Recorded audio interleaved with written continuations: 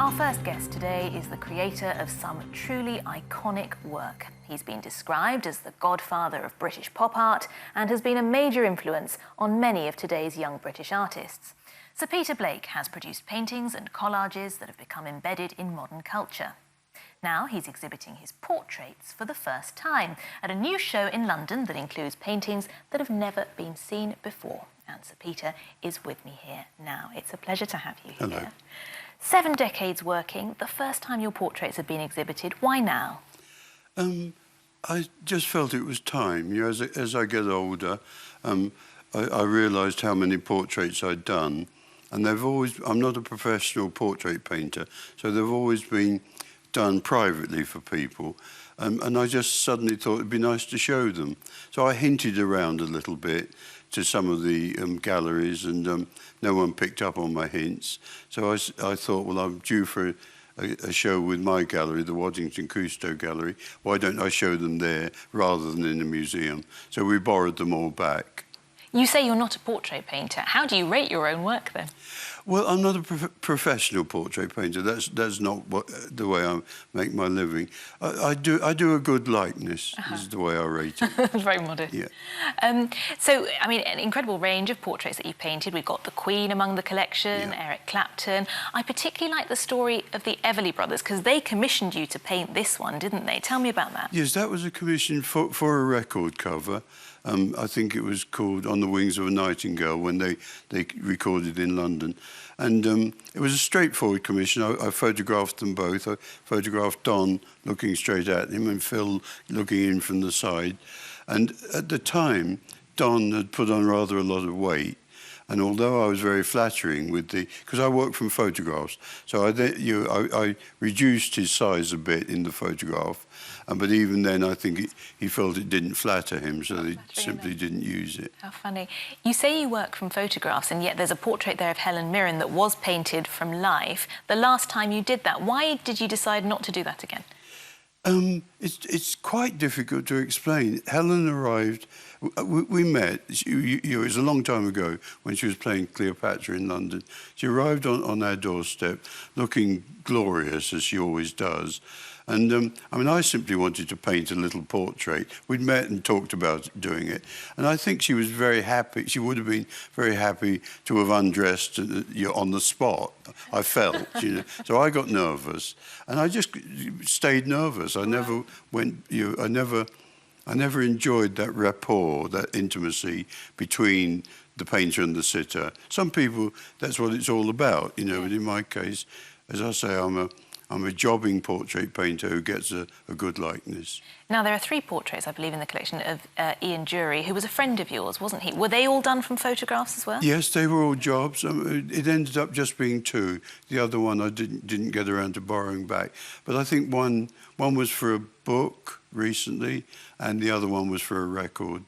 So a lot of that work there's a section which is pure portraiture, and there's a section which is jobs, as it were, you know, commercial jobs.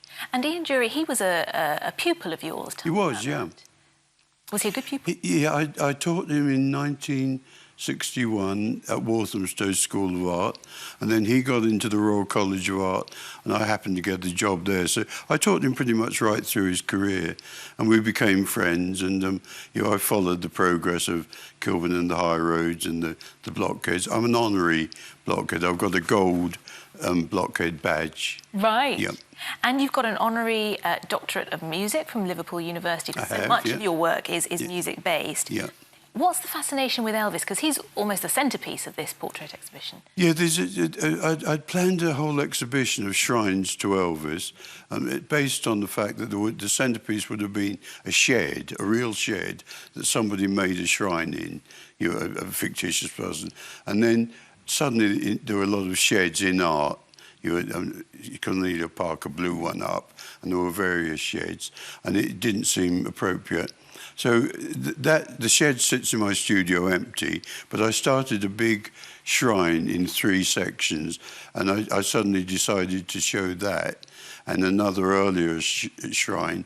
So I recreated that exhibition on a smaller scale. I think it's a matter as I get older, of ticking boxes. You know, so now I've done that exhibition. It's nice to have done it. And you've always been a huge fan of his, have you? Well, that's a difficult question because he's not my favourite. But if you're going to paint an icon of rock and roll, you choose Elvis. Yeah. And if you're going to paint a beautiful blonde woman, you choose Marilyn. So it's in a way, he's the main icon, and I do like him, but he's not my favourite. Let's talk about the Tracey Emin painting. Yeah. It's called Playing Chess with Tracey. Yeah. She's very recognisable, perhaps, to people. Perhaps less so is the man in the painting, Marcel Duchamp, although for those in the art world, very influential. He was the man who first put a urinal in a museum and called it art. Yeah. How influential has he been for you? Because you've included him in a lot of your works. Well, I think the big thing was that he made a statement which I can never quite quote absolutely correctly, but it was to do with the fact that if you're an artist, if you make a piece of art, therefore it's art. So if somebody says that's not art, I mean, if you're an artist and you make it, it is art, and that's what Duchamp said, and that's what it opened the door to a lot of artists to make art they might not have made. So that series is called Marcel Duchamp's World Tour, and it's my thank you to him. And so he travels the world in a rock and roll tour bus, and I give him nice things. Nice things happen to him. So one is playing chess with Tracey. Another one is, at the time, was the Spice Girls meeting Elvis, and Marcel Duchamp meeting them, and that never could have happened. It's like a fantasy dinner party. It's a magical mystery tour. It's a fantasy tour. I'm interested because you've got these two figures together, Tracey Emin and Marcel Duchamp. How much of an influence do you think you've been to Tracey Emin and the other young British artists in the same way that Marcel Duchamp's influenced you? In a way, it's not for me to say, is it?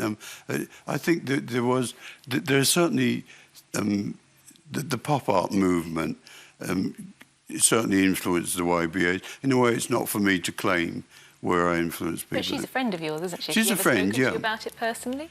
Not really, no.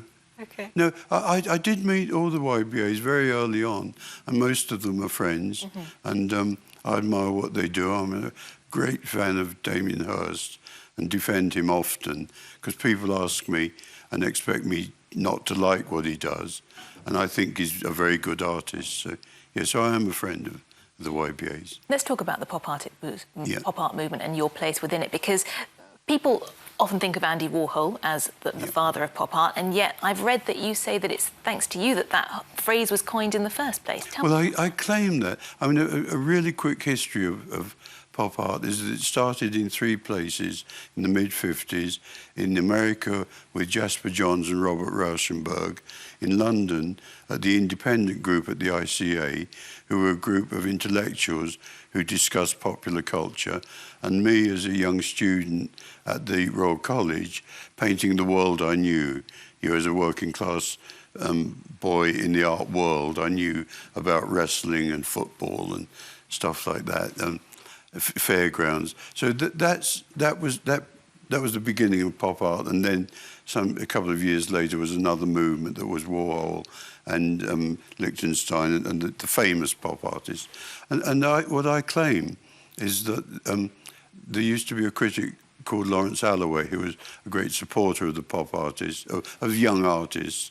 He gave a dinner party, and we were talking about art, and I was trying to explain what I was trying to do, which at that moment I was trying to make a picture that if someone was a fan of Elvis and liked the music, they could look at the picture and like the picture. So it was equivalent. And Lawrence said, what? A kind of pop art. Right. And I claim that's how it was invented. OK. So then when Warhol and those others started using it, had they heard of it from you, or how did that work? No, and then it developed as a movement. We were generally kind of vaguely thrown together as a general movement. There were rivalries between American pop art and British pop art. It wasn't in America's interest that there was an art movement somewhere else which was equivalent. Yes. You knew Warhol, you met him. Yeah. Was there a friendship there? How was that relationship? I don't think anyone was friends with Andy. I mean, we met about 8 times.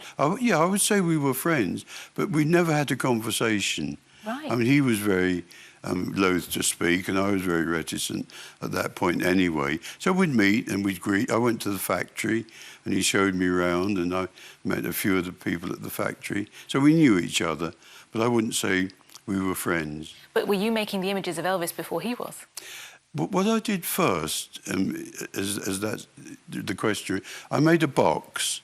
You know, I made a three-dimensional wooden box, which was a Captain Webb matchbox, before he made the suit boxes.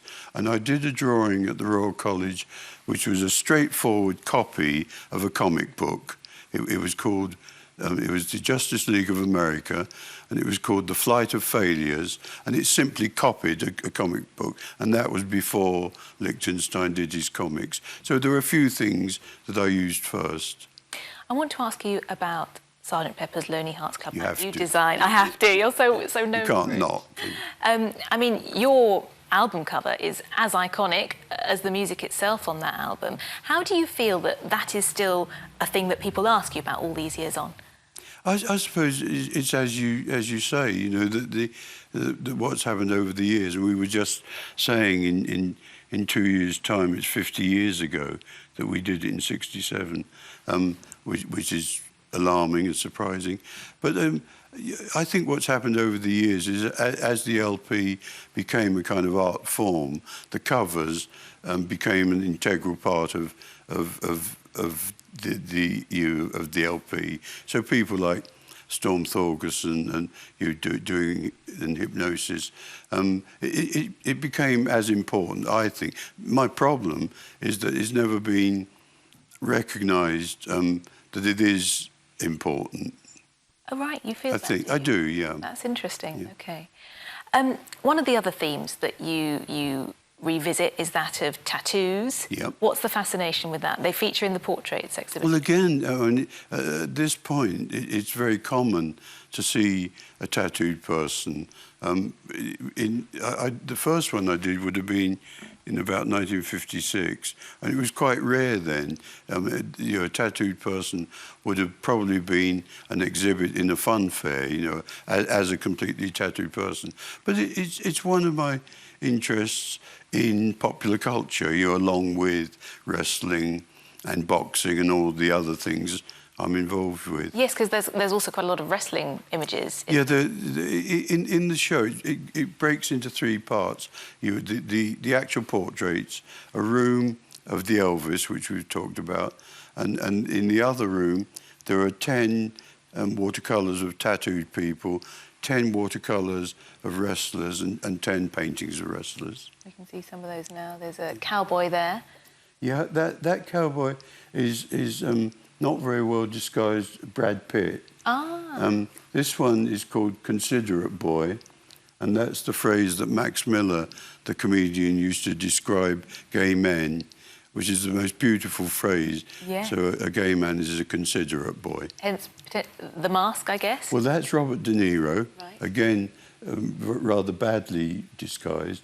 That's Princess Perfect. So they're fictitious. They become fictitious. Which of these is your favourite? Do you have one? Of that group? Yes. Of the exhibition? Oh, in the whole exhibition, it's one of the portraits. It's a double portrait of Stuart Grimshaw and Simon Sainsbury, painted in their garden, and there's another portrait of Charles Chumley, and I'm surprised at the skill I used. You know, that the shirt is beautifully painted, and Charles is wearing a tweed jacket where it's completely painted. I can't believe I did it. That's incredible. After all your success, you're still surprised that you've... Still surprised. Well, I haven't seen them for a long time, and a lot's happened. So it is a surprise to see them again. Does it get easier, the work? Physically, technically it does, because you've learnt the trade, you know. When you start, you don't know how to mix orange, but you learn that if you put red with yellow, it makes orange. And then the next time, you're more skillful. Well, I'm very skillful now, so the technicalities of it are easier, but you've still got to think why you paint and what you're going to paint. And but I still enjoy it so much. I like, if there is a difficulty, I like it. That's if there's a problem. OK, that's the key. Lovely to hear that you still enjoy it, Sir Yeah, Peter. very much. It's been lovely having you on the programme. Nice Thanks to so talk much. to you.